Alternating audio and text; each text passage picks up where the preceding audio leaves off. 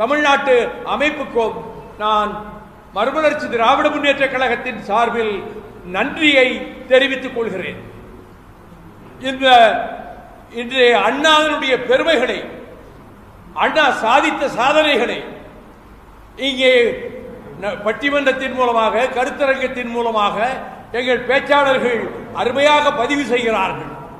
அண்ணாவை பற்றி தமிழ்நாட்டிலே பல இடங்களிலே மாநாடுகளை நடத்தியது மறுமலர்ச்சி திராவிட முன்னேற்ற கழகம்.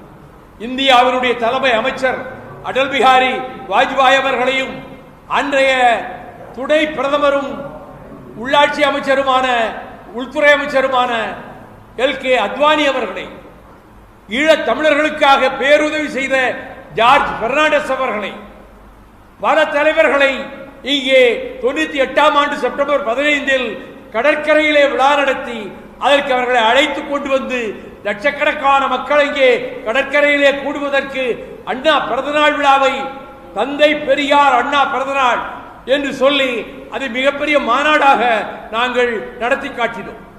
அண்ணாவை போன்ற ஒரு தலைவர் இந்தியாவில் இதுவரை தோன்றவில்லை.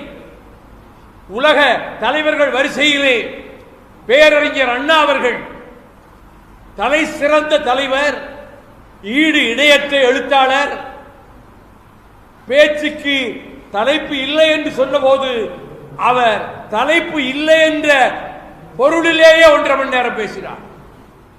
ஆகவே ஆற்றோரும் என்ற அந்த பேச்சு, தாழ்ந்த தமிழகமே என்று அண்ணாமலை பல்கலைக்கழகத்திலே பேசிய பேச்சு, கல்லூரிகளிலே பல்கலைக்கழக மண்டபங்களிலே அவர் பேசிய பேச்சும், உழவர் பெருமக்களும் கிராமப்புற மக்களும் இருக்கக்கூடிய அடித்தட்டு மக்கள் இருக்கக்கூடிய இடத்திலே பேசிய பேச்சும் இருதரப்பும் ரசிக்கக்கூடியதாக, ஏற்கக்கூடியதாக அமைந்திருந்தது.